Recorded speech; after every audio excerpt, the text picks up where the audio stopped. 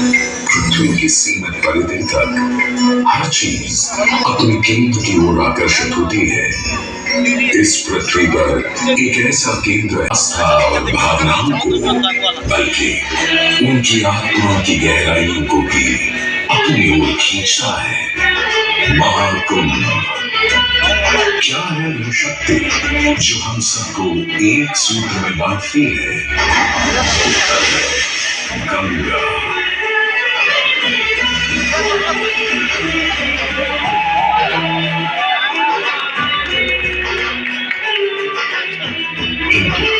गंगा क्यों? क्योंकि गंगा कोई नदी नहीं है, आस्था की अविरल तरल धारा है गंगा। विश्वासों की वाणी में संस्कृतियों की सरिता है गंगा। और इस स्थान पर, इस प्रयागों के राज में श्वेत रंगा गंगा का संगम होता है अपनी दो बहनों श्यामल वर्ण यमुना और अदृश्य सरस्वती से। और इस त्रिवेणी संगम के कारण ही यह जगह इतनी महत्वपूर्ण हो जाती है। गंगा के उद्गम के बारे में जो पौराणिक कथा प्रचलित है वो बड़ी ही रोचक और मनमोहक है।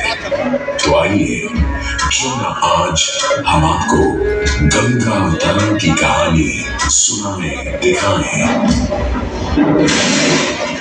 दानी का राजा बने पर करता था दम, पूरी पृथ्वी पर फैला था उसका ही आतंक।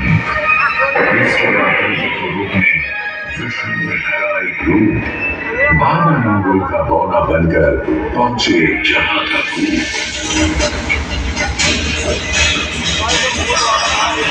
सारे दरबारी बौने ब्राह्मण पर हंसे, पर बाली ने जब उसे दान मांगने को कहा तो उसने कुटिया बनाने को केवल 3 पग भूमि मांगी। पर जब बौने ब्राह्मण ने भूमि नापनी शुरू की तो जैसे घोषणा कर दिया गया, वामन ने पहले पग में पूरी धरती नाप ली और अगले कदम से स्वर्ग। ब्रह्मा जी ने भगवान विष्णु के चरण धोकर उस जल को अपने कमंडल में भर लिया।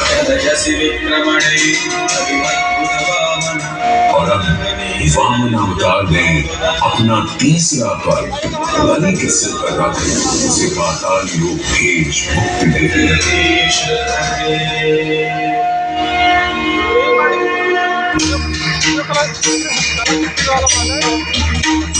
अब स्वर्ग लोक में भगवान ब्रह्मा जी ने जब शरणागत में हाथ डाला तो वहीं से निकल आई चंचल निर्मल धवल गंगा जी। पवित्रा किंतु चंचला, आज से तू मेरी पुत्री और नाम तेरा गंगा।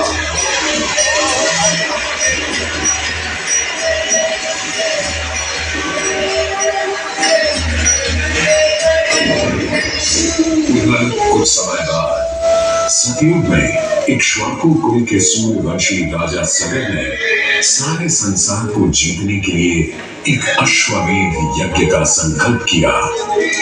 सुने सुने सुने, सब सुने, यह चिन्ह पूजित धवल अश्व जहां भी जाएगा वो भूमि राजा सगर की मानी जाएगी। यदि किसी ने इस अश्व को रोका या पकड़ा तो उसे सगर के 60,001 पुत्रों और उनकी लक्षाधिक सेना का सामना करना पड़ेगा। सुने सुने सुने। सगर का अश्व अजेय अपराजेय बढ़ता जा रहा था और स्वयं में बढ़ती जा रही थी। देवेंद्र इंद्र की तुलना डरकर वो अश्व को रोकने की युक्ति लगाने लगे। राजा सगर के उस घोड़े को चुरा लिया और छल से महर्षि कपिल के आश्रम में बांध दिया। घोड़े को खोजते हुए राजा सगर के 60,000 पुत्र महर्षि कपिल के आश्रम में पहुंचे।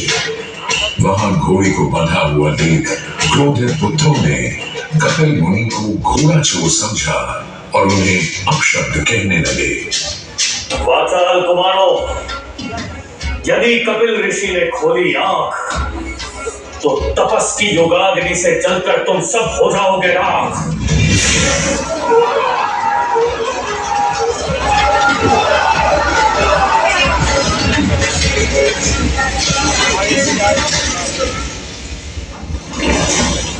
उधर सगर थे चिंतित, न अश्व का पता था, न पुत्रों का कोई समाचार।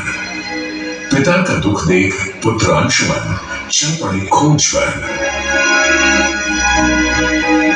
जब महर्षि कपिल के आश्रम पहुंचे तो देखा अश्व को और साथ ही अपने 60,000 भाइयों की भस्म को। महर्षि से की क्षमा याचना और पूछा तर्पण का उपाय। तुम्हारे भाई थे घमंडी, अविवेकी और अभिमानी। भस्म कर दिया उन्हें मैंने, जो उन्होंने मेरी नहीं। को राजधर्म ही तो निभाना था और राजधर्म चलाना था।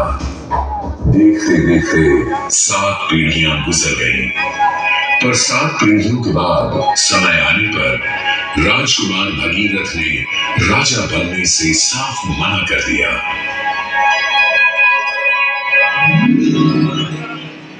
क्षमा कीजिए।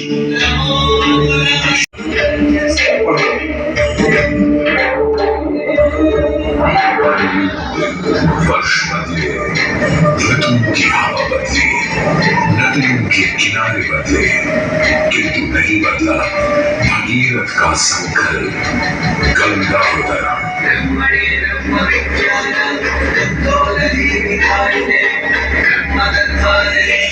पुत्र भगीरथ, हम तुम्हारे कब से प्रसन्न हैं। बताओ क्या आशीर्वाद चाहिए। हे भगवान, मेरे पूर्वज के तर्पण के लिए मुझे आपकी पुत्री गंगा चाहिए। तथास्तु, किंतु यदि गंगा स्वर्ग से सीधे धरती पर गिरी तो पृथ्वी को चीरते हुए गंगा सीधे पाताल में पहुंच जाएगी। इसलिए तुम भगवान शिव शंकर को मनाओ ताकि गंगा जब स्वर्ग से नीचे उतरे तो वो उसे अपनी जटा में थाम ले। अब भगीरथ ने एक अंगूठे पर खड़े होकर भगवान शंकर को मनाने के लिए शिव शंकर का जाप शुरू कर दिया। जय मदभावन जय पतितभावन शोभित श्याम शिव शंभो विपद विहारम पदम उद्धारण सत्य सनातन शिव शंभो सहज वचन हर जल जन यद वर धवल कोई भी वर मांग लो आज। हे प्रभु, जब गंगा स्वर्ग से धरती पर गिरे तब आप बीच में उन्हें अपनी जटाओं में साध लें, नहीं तो पूरी पृथ्वी नष्ट हो जाएगी। बस इतनी सी बात।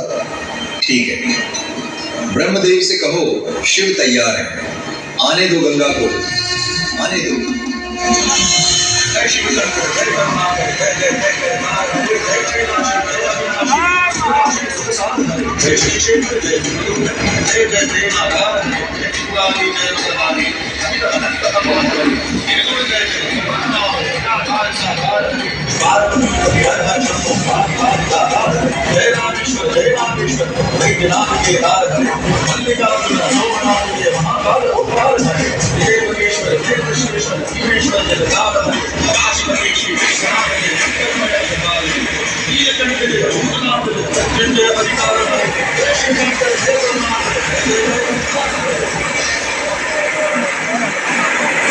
और ये गंगा ने भगीरथ के साथ गंगा सागर जाकर सगर के पुत्रों का उद्धार किया।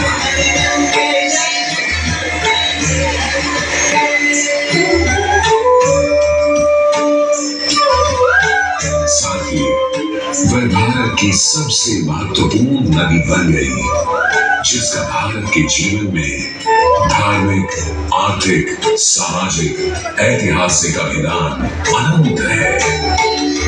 हे मां गंगे